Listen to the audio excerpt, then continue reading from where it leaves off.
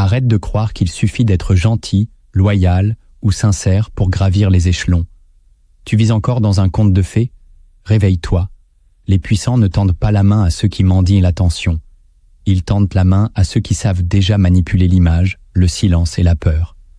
Tu veux créer des relations avec ceux qui commandent le jeu? Commence par comprendre ceci. Ils ne voient que ceux qui savent se rendre visibles sans ramper. Machiavel, lui, n'aurait jamais perdu son temps à espérer qu'on l'aime. Il t'aurait ri au nez, parce qu'il savait que l'ascension n'est pas une récompense pour les méritants, c'est une conquête pour les lucides. Ici, tu vas découvrir 7 lois que seuls les esprits dangereux maîtrisent. Et si tu les appliques, tu ne mendieras plus jamais l'accès au pouvoir, tu le provoqueras. Écris en commentaire « Je veux cesser de ramper ». Abonne-toi, reste jusqu'à la fin. Une révélation t'y attend. À la Renaissance, pendant que les rois se disputèrent les couronnes et que les peuples se berçaient d'illusions religieuses ou patriotiques, un homme écrivait en silence ce que personne n'osait dire à voix haute. Cet homme, c'était Machiavel. Il n'était ni roi, ni prophète, mais il avait observé le pouvoir de trop près pour en sortir naïf. Là où les philosophes idéalisent l'homme, lui le disséquait. Là où les moralistes prêchent la vertu, lui révélait le masque. Son livre, Le Prince, n'est pas un guide pour devenir bon. C'est un miroir brutal pour comprendre comment les puissants pensent réellement. Et si son nom est devenu synonyme de manipulation, c'est parce que la vérité dérange toujours ceux qui vivent dans l'illusion. Aujourd'hui, alors que l'hypocrisie sociale se digitalise, ces lois sont plus actuelles que jamais. Les ignorer, c'est choisir de rester invisible dans un monde qui ne récompense que ceux qui dérangent. Tu ne gagnes jamais l'accès aux puissants en frappant à leur porte. Tu y entres par les fissures, les silences, les failles humaines qu'ils dissimulent derrière leur stature. Ces 7 clés d'infiltration ne sont pas enseignées. Elles s'apprennent dans l'ombre, là où l'ambition rencontre le sang-froid. Si tu veux gravir, retiens-les une à une. Et commence par la première. La première clé d'infiltration que tu dois saisir, c'est de devenir l'ombre stratégique de leur ego. Dans les sphères du pouvoir, les gens puissants ne cherchent pas des amis, ils cherchent des extensions d'eux-mêmes. Ils s'entourent de ceux qui savent s'effacer, tout en étant utiles, flattés sans soumettre, écoutés sans disparaître. Si tu veux t'approcher d'eux, oublie tes besoins, oublie ta brillance. Tu dois devenir un miroir intelligent qui reflète leur grandeur. Ne les impressionne pas avec ton savoir. Laisse-les croire qu'ils t'enseignent. Ne les contredis jamais frontalement, même si tu as raison. Fais-leur croire que la nuance vient d'eux. En vérité, cette clé n'est pas de la soumission, c'est de la stratégie pure. Les gens puissants se protègent de ceux qui brillent trop, mais ils adoptent ceux qui amplifient leur image. Apprends à repérer leurs blessures d'ego, car même les rois doutent en silence. Quand tu sais où ils saignent, tu sais où te placer. Tu veux entrer dans leur cercle? Ne force pas la serrure. Sois le silence qui les sécurise, la présence qui les apaise, l'esprit qui les conforte. Peu à peu, ils t'ouvriront des portes qu'ils ont fermées à tous les autres. Et quand tu seras dedans, souviens-toi, plus tu es proche du pouvoir, plus tu dois être subtil.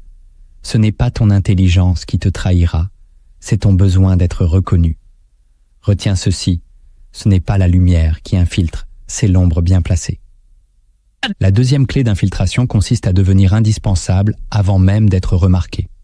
Le piège des ambitieux, c'est de vouloir attirer l'attention trop tôt. Mais dans les jeux de pouvoir, les figures les plus redoutables sont celles qui existent en silence, jusqu'au moment où leur absence devient une faille. Tu ne demandes pas ta place, tu crées un manque. Tu ne demandes pas à être vu, tu deviens nécessaire. Cela implique une observation rigoureuse de ce que les puissants délèguent, négligent ou fuient. C'est là que tu dois te glisser, dans leurs tâches, dans leurs doutes, dans leurs angles morts. L'ascension sociale n'est pas une conquête brutale, c'est une progression chirurgicale. Tu dois apprendre à sentir les failles dans le système, les silences dans les dialogues, les absences dans leurs décisions. C'est dans ce vide que tu prends racine. Et quand tu agis, tu ne le fais jamais pour être applaudi. Tu agis de manière si naturelle, si fluide, qu'ils penseront que c'est eux qui ont pensé à toi. Ta valeur doit apparaître comme une évidence, non comme une revendication. Chaque tâche que tu accomplis doit contenir une preuve de ta lucidité, mais jamais un soupçon de compétition. Tu ne dois pas leur faire sentir qu'ils peuvent te perdre. Tu dois leur faire comprendre qu'ils ne peuvent plus fonctionner sans toi. C'est ainsi que les postes, les opportunités, les accès se créeront autour de ta présence. Le monde du pouvoir n'a pas de place pour ceux qui attendent l'invitation. Il récompense ceux qui savent créer leurs propres nécessités. Alors, retiens cette vérité. Tu ne forces jamais une porte fermée. Tu deviens le mécanisme qui la fait tourner. La troisième clé d'infiltration, c'est de maîtriser l'art de la présence silencieuse. Trop de gens veulent se faire aimer, se faire entendre, laisser une impression. Mais dans les cercles où tout le monde parle, celui qui écoute devient rare. Et celui qui écoute, en comprenant plus ce qu'il ne dit, devient redoutable. Tu dois apprendre à être là sans prendre la lumière, mais en capturant chaque mot, chaque faille, chaque tension. Dans un dîner, une réunion, un échange privé, les puissants testent. Ils regardent qui coupe la parole, qui s'impose, qui cherche à briller, et ils enregistrent. Ton silence peut devenir un levier si tu sais l'utiliser. Tu poses une question au bon moment. Tu regardes sans fuir, tu souris sans chercher à séduire, tu attends sans montrer ton impatience. La présence silencieuse, c'est la posture de celui qui comprend qu'il n'a rien à prouver, mais tout à observer. C'est elle qui te rend mystérieux, insaisissable, intrigant. Ceux qui parlent trop exposent leurs limites. Ceux qui se taisent bien deviennent des énigmes que l'on veut percer. Mais attention, le silence ne doit pas être vide. Il doit être habité. Tu dois te nourrir intérieurement de tout ce qui se joue, pour pouvoir l'utiliser au moment opportun. Et ce moment viendra. Il viendra quand le cercle cherchera quelqu'un de stable, de solide, de lucide. Ce jour-là, ta parole comptera 10 fois plus que celles qui se sont épuisées à meubler l'air. Dans les jeux d'ascension sociale, la voix la plus forte n'est pas celle qui crie. C'est celle qu'on écoute quand tout le monde se tait, soit cette voix. La quatrième clé d'infiltration, c'est de créer l'illusion du libre choix. Si tu veux te faire accepter par ceux qui détiennent le pouvoir, ne les pousse jamais à t'ouvrir la porte. Crée les conditions pour qu'ils croient que c'est eux qui l'ont fait naturellement. La manipulation douce est l'arme des esprits raffinés. Elle ne force pas, elle suggère. Elle ne demande pas, elle invite. Tu dois comprendre comment fonctionne le désir chez les puissants. Ils n'aiment pas être sollicités, mais ils aiment découvrir par eux-mêmes ce qu'ils pensent avoir choisi. Ton objectif, ce n'est pas de les convaincre, c'est de les amener à penser que l'idée venait d'eux. Tu présentes ton utilité comme une coïncidence, ton talent comme une évidence, ta présence comme une conséquence logique. Tu dis moins, mais tu insinues plus. Tu ne réclames pas, tu inspires, et surtout, tu maîtrises le tempo. Tu ne t'imposes pas dans leur rythme, tu crées une résonance dans leur conscience jusqu'à ce qu'ils croient que tu étais toujours là. Ce type d'infiltration est lent mais inévitable. C'est un poison doux qui ne tue pas, mais qui s'installe. Un regard bien placé, une absence au bon moment, un silence au cœur d'un besoin, tout cela prépare le terrain. Quand ils reviendront vers toi, tu n'auras plus besoin de parler. Le lien sera scellé. Ce n'est pas l'urgence qui construit les alliances, c'est la suggestion maîtrisée. Retiens ceci. L'influence la plus puissante est celle que l'autre croit avoir choisie. La cinquième clé d'infiltration, c'est d'ancrer ton image dans leur inconscient social. Les puissants ne choisissent pas au hasard. Ils s'appuient sur des signaux, des images, des symboles, souvent inconscients, pour évaluer qui mérite leur attention. Tu dois comprendre comment ils perçoivent la valeur. Non pas parce que tu dis, mais parce que tu représentes. Ton style, ton langage, ta façon d'apparaître, tout parle pour toi, bien avant que tu ouvres la bouche. Et ce que tu projettes doit correspondre à une figure que leur système reconnaît et respecte. Si tu veux entrer dans leur monde, tu dois apparaître comme quelqu'un qui y appartient déjà. Pas en imitant, mais en maîtrisant les codes. Tu ne dois pas te vendre, tu dois incarner. Cela signifie travailler ta posture, ton vocabulaire, ta manière de t'adresser à eux, de t'adresser à toi-même. Les puissants ne veulent pas être rejoints, ils veulent être reflétés. Plus tu incarnes une version raffinée d'eux-mêmes, plus tu es perçu comme un égal, ou mieux, un mystère à décoder. Ce n'est pas une question d'argent ou d'apparence. C'est une question d'aura, de cohérence, d'identité projetée. Tu dois devenir une idée qui s'installe dans leur esprit, une présence qui revient dans leurs réflexions, même quand tu n'es pas là. C'est ainsi que tu cesses d'être un corps dans une pièce et que tu deviens un archétype dans leur monde mental. Et une fois que tu es là, tu ne sors plus. Maintenant, écris en commentaire. Je veux devenir l'archétype que les puissants respectent. Et retiens ceci, on n'ouvre jamais la porte à un inconnu. On l'ouvre à une silhouette familière qu'on croit avoir toujours connue. La 6e clé d'infiltration, c'est de devenir le porteur d'un secret utile. Dans les sphères de pouvoir, l'information est la monnaie la plus précieuse. Ceux qui la détiennent t'influencent. Ceux qui la transmettent intelligemment deviennent indispensables. Si tu veux entrer dans les cercles fermés, tu dois apporter quelque chose qu'ils ne possèdent pas encore. Une analyse que personne ne leur a dite. Une lecture subtile d'un concurrent. Un renseignement discret, vérifié, livré avec précaution. Tu n'es pas un messager, tu es un catalyseur. Ton but n'est jamais de nuire ou de trahir. Ton but est d'exister dans l'espace mental des puissants comme un canal précieux qu'on ne peut pas ignorer. Mais attention, tout secret partagé perd sa valeur s'il est donné sans art. Tu dois doser, suggérer plus que révéler, impliquer sans t'exposer, et surtout, ne jamais sembler motivé par l'intérêt ou la rumeur. Tu dois apparaître comme un esprit lucide, qui voit ce que d'autres ignorent, et qui choisit avec précision à qui transmettre. En agissant ainsi, tu entres dans une catégorie rare, celle des confidents stratégiques. Ceux qu'on ne montre pas, mais qu'on consulte. Ceux qu'on ne cite pas, mais qu'on écoute. Cette place ne s'obtient pas par le bruit, elle se gagne par la précision. Tu deviens une ressource, un élément discret, mais nécessaire. Et un jour, dans une réunion que tu ne verras pas, ton nom circulera comme celui qu'il faut avoir à ses côtés. Ce jour-là, tu n'auras plus besoin d'être introduit. On viendra te chercher. Le pouvoir, parfois, ne s'offre pas à ceux qui brillent, mais à ceux qui savent où poser une vérité au bon moment. Deviens ce porteur de vérité silencieuse. La 7e clé d'infiltration, c'est de disparaître au moment exact où ton absence deviendra un signal. Celui qui reste trop visible devient prévisible. Celui qui s'éclipse avec maîtrise devient inoubliable. Une des erreurs majeures des ambitieux, c'est de rester accroché à une présence trop constante, pensant que l'exposition garantit l'ascension. C'est faux. Dans le jeu des alliances, la rareté fait monter la valeur. Tu dois savoir quand t'effacer, quand l'échange est trop long, quand ta présence devient une habitude, et surtout, tu dois prévoir ton retrait avant que l'autre n'en ressente le besoin. C'est là que la magie opère, car en disparaissant juste avant la satiété, tu laisses une trace, une sensation inachevée, une envie de revenir. Tu n'es plus juste un individu dans leur environnement, tu deviens une expérience mentale. Et cette stratégie n'est pas un caprice.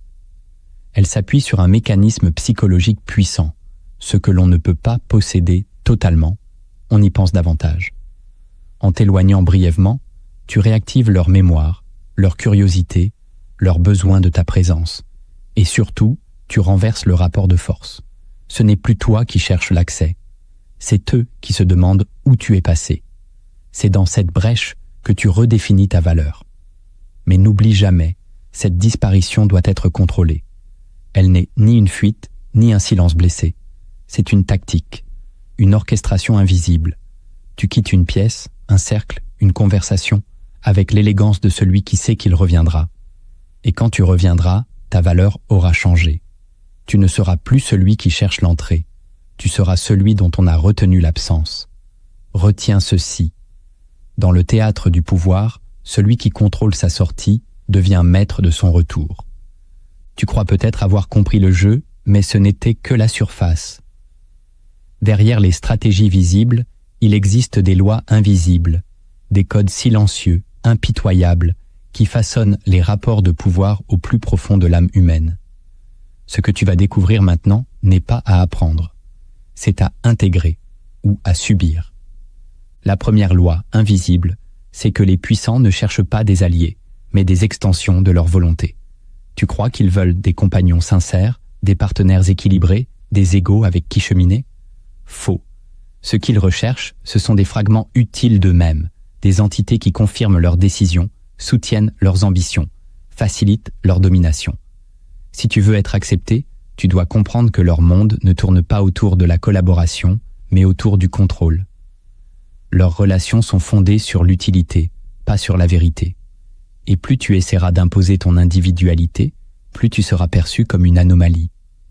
Cette loi est violente, mais elle est réelle. Dans les sphères du pouvoir, l'ego du dominant absorbe l'ego du suiveur.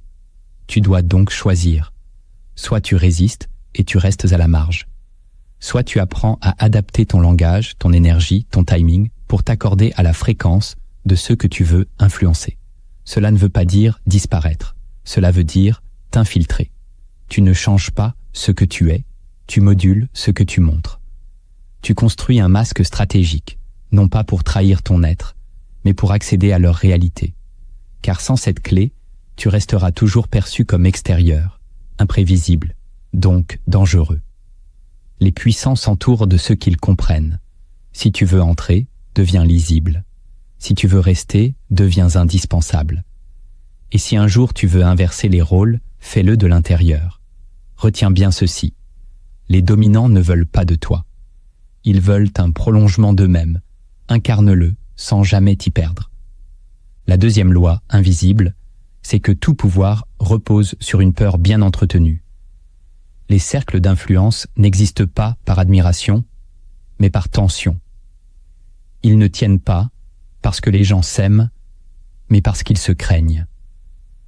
C'est ce que Machiavel avait compris avant tous les autres. Il vaut mieux être craint qu'aimé. Pourquoi? Parce que l'amour est instable, alors que la peur est structurelle.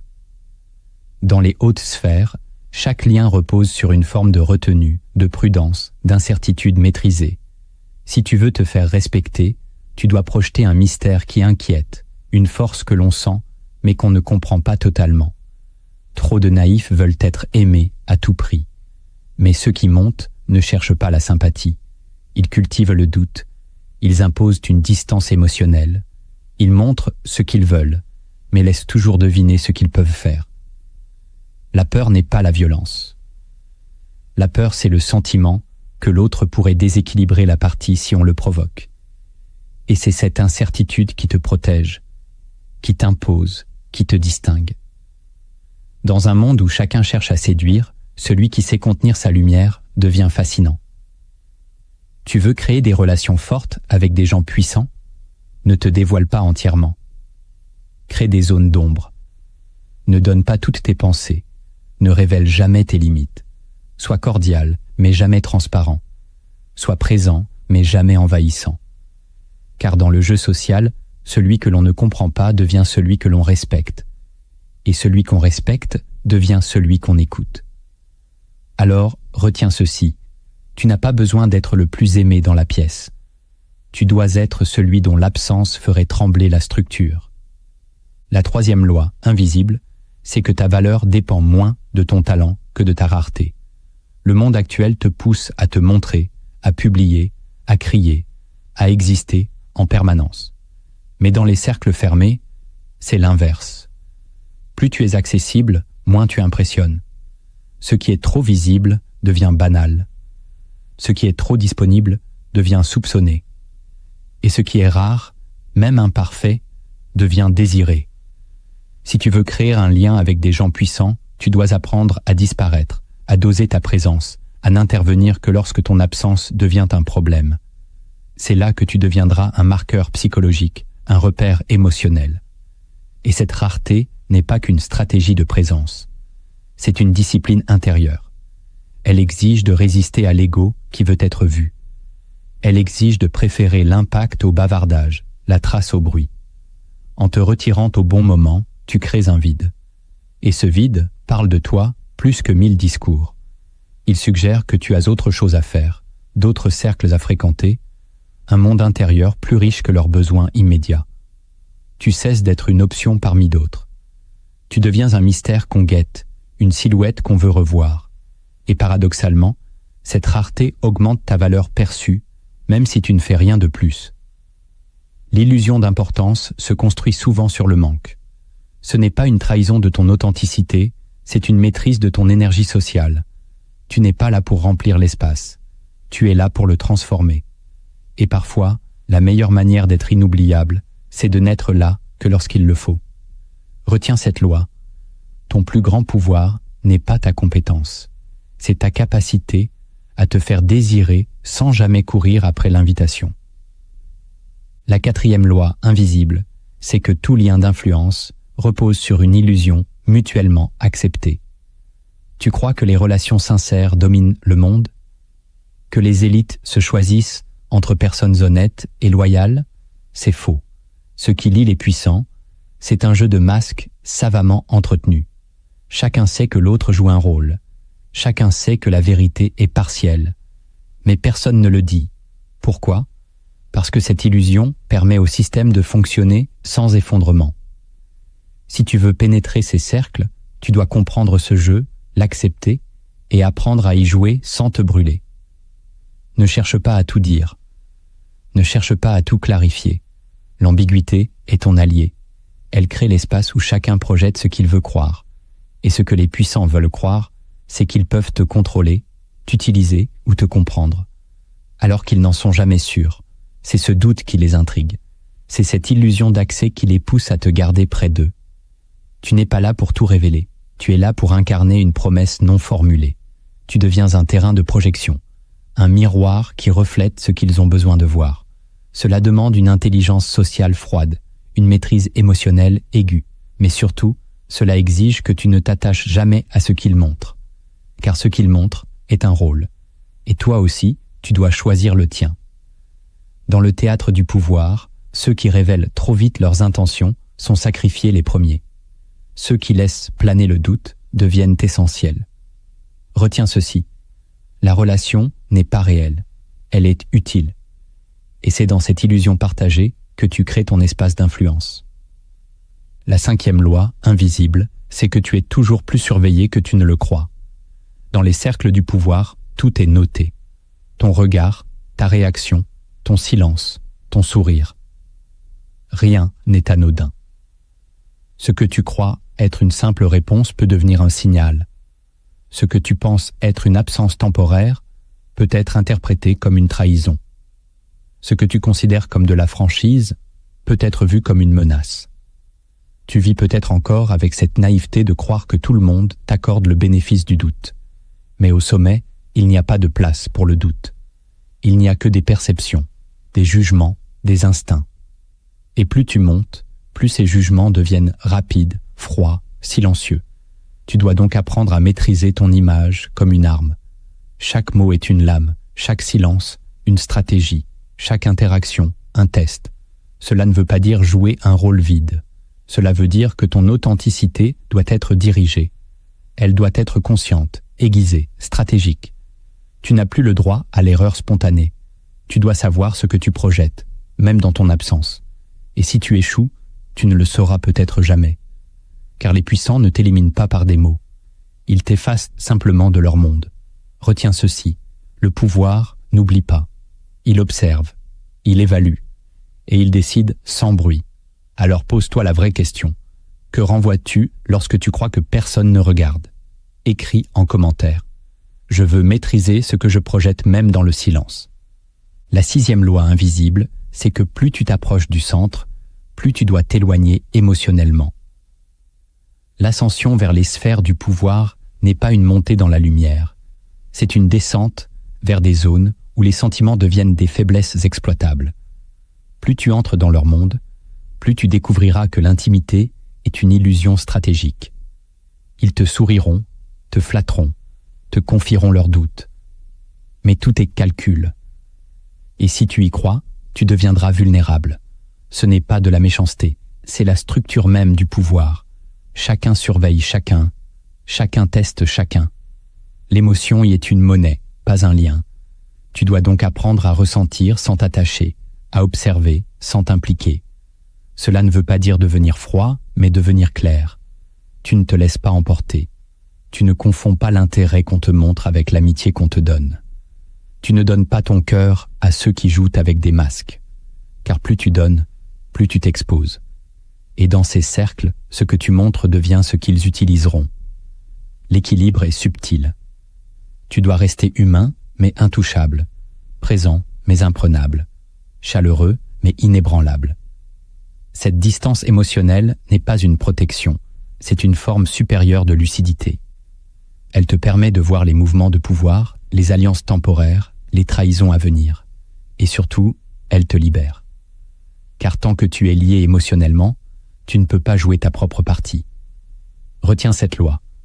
Plus tu montes, plus tu dois aimer sans t'attacher, servir sans t'aveugler, parler sans te livrer.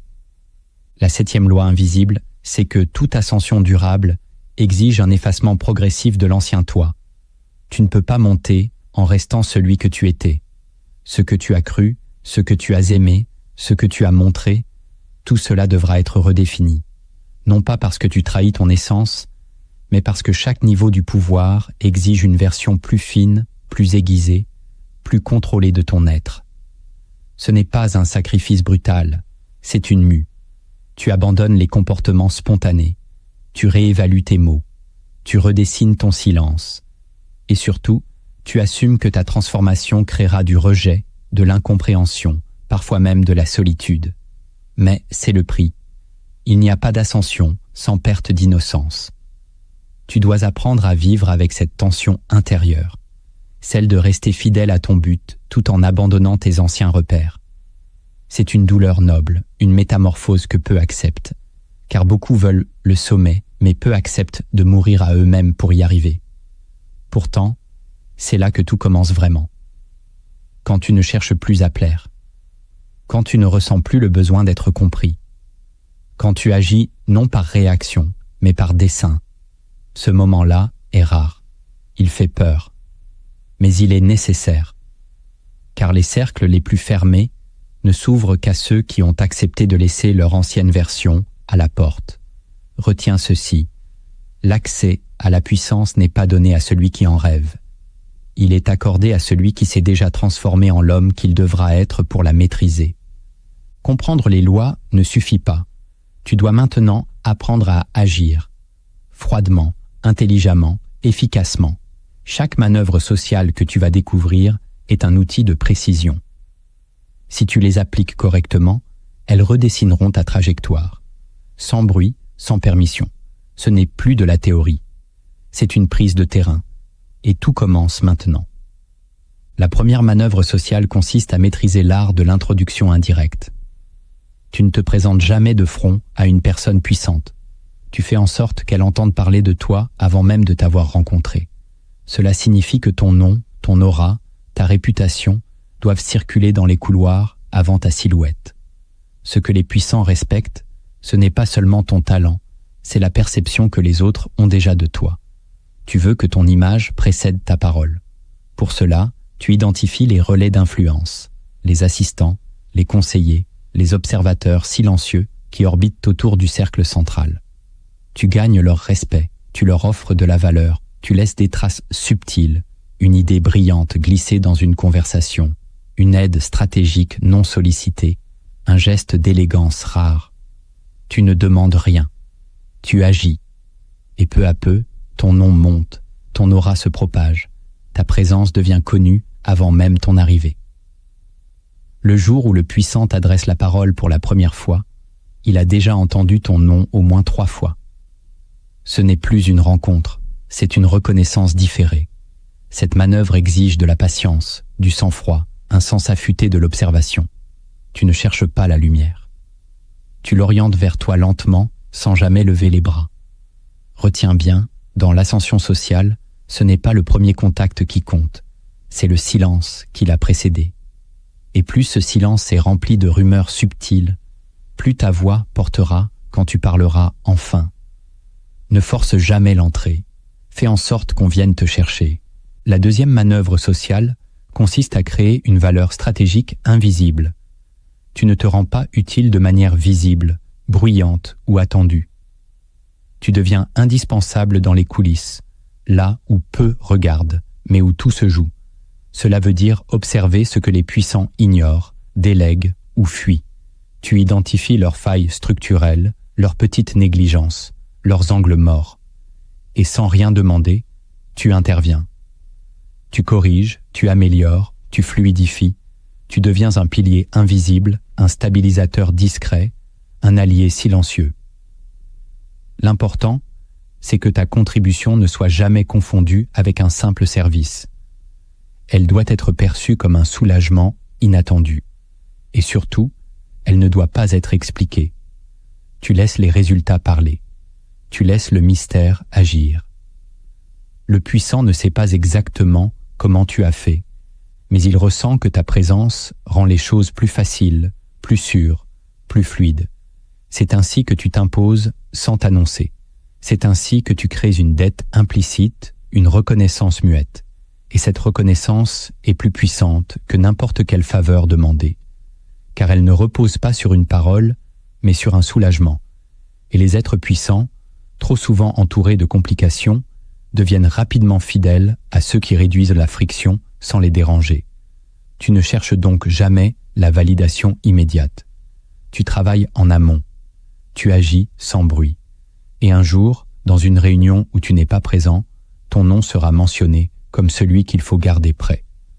Pas parce que tu es brillant, mais parce que ton absence dérange plus que ta présence ne rassure.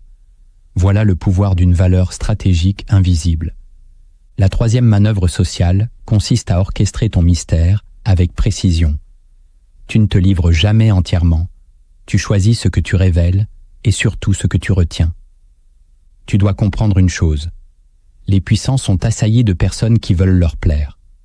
Mais rares sont ceux qui intriguent, et encore plus rares ceux qui savent intriguer sans manipuler. Ton arme ici, c'est le non-dit. C'est l'ambiguïté contrôlée. Tu laisses deviner quelque chose sans jamais le confirmer. Tu mentionnes un fait, mais tu ne le développes pas. Tu regardes, mais tu ne réagis pas tout de suite. Tu souris, mais tu ne valides pas. Chaque interaction devient une scène où tu offres une moitié de vérité et tu observes ce que l'autre projette. Plus tu laisses d'espace, plus l'autre comble avec son imagination. Et si tu maîtrises ton langage corporel, ton silence, ton tempo, tu deviens un personnage complexe dans leur esprit, et cela te rend mémorable. N'oublie jamais ceci. Dans un monde saturé d'informations, celui qui sait se taire devient une énigme. Et dans le jeu social, les énigmes suscitent la loyauté, la peur ou le désir. Tu veux que l'autre se demande qui tu es vraiment. Tu veux qu'il t'écoute avec une attention différente.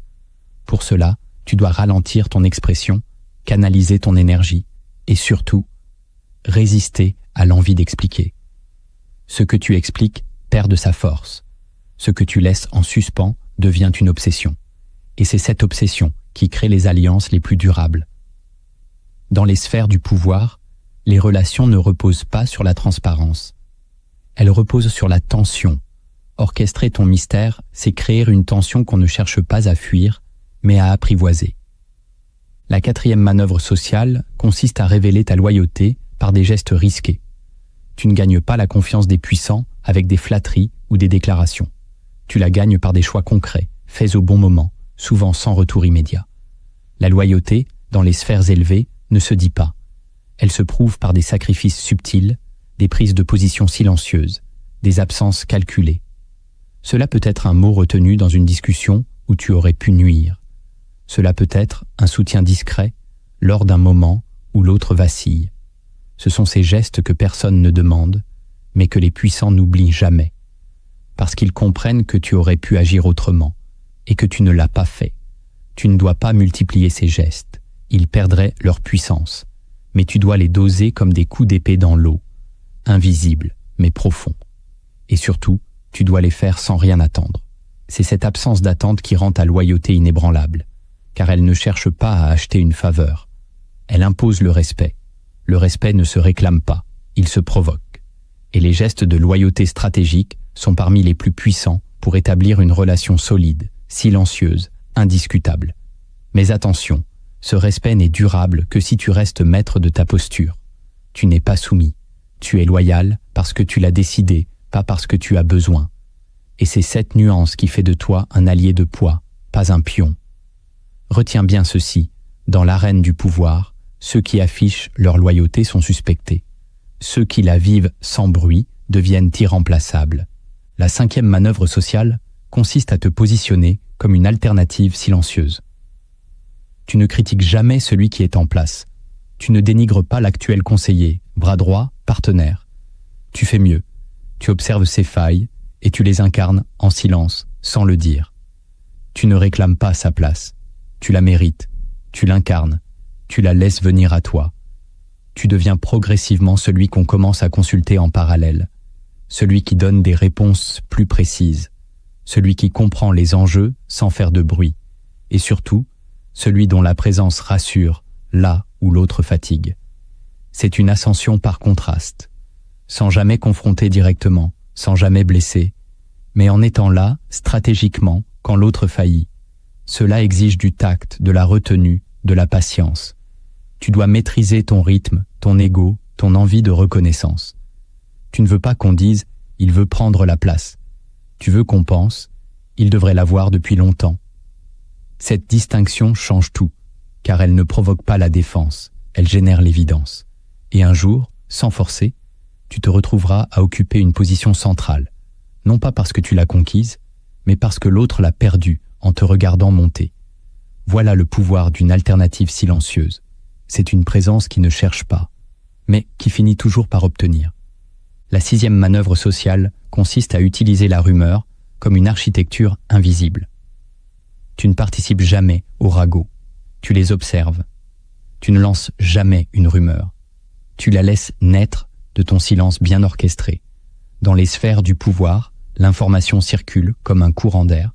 Ce qui est dit, tu le maîtrises. Ce qui est insinué, tu le fabriques. Tu fais en sorte que certains mots, certaines impressions, certaines ambiguïtés te précèdent sans jamais t'incriminer. Tu ne dis pas « je suis proche de lui », tu laisses les autres le penser parce que tu étais là au bon moment. Tu ne dis pas « j'ai influencé cette décision ». Tu laisses planer cette idée par un détail que tu maîtrises. Cela demande de la retenue, une gestion parfaite de ton image et un sang-froid absolu. La rumeur est un outil pour ceux qui savent parler sans parler. Mais attention, elle ne doit jamais devenir un feu que tu ne contrôles pas. Tu sèmes, tu doses, tu retires. Et surtout, tu observes comment elle grandit. Car la manière dont les gens réagissent à ce qu'ils croient de toi révèle leur vraie perception. Tu découvres qui te redoute, qui te teste, qui te protège. Tu construis ainsi ta carte sociale. Pas sur la vérité, mais sur l'impact perçu de ta présence. Tu n'utilises pas la rumeur pour salir.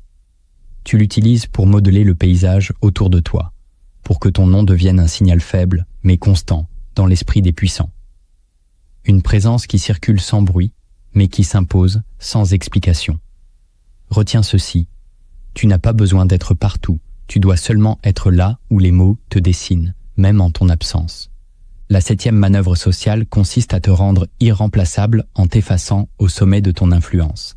C'est le geste le plus contre-intuitif, le plus risqué, mais le plus redoutable.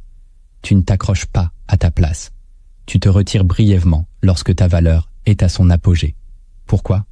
Parce que c'est dans l'absence que les puissants mesurent réellement ton impact. Tant que tu es là, tu es pris pour acquis. Mais quand tu t'éclipses volontairement, un silence, une absence subtile, une mise en retrait maîtrisée, tu crées une brèche. Et cette brèche devient un miroir. Il réalise ce que tu faisais, ce que tu stabilisais, ce que tu absorbais. Tu n'annonces pas ton retrait. Tu ne le justifies pas. Tu laisses juste ta présence manquer. Et si ton influence était réelle, elle parlera pour toi. Mais cette manœuvre exige un ancrage profond. Tu ne te retires pas par orgueil, ni par caprice. Tu le fais comme un test, une confirmation, une démonstration silencieuse. Et surtout, tu dois revenir avec justesse, ni trop tôt, ni trop tard. Car c'est dans ce retour que tu redéfinis ton statut.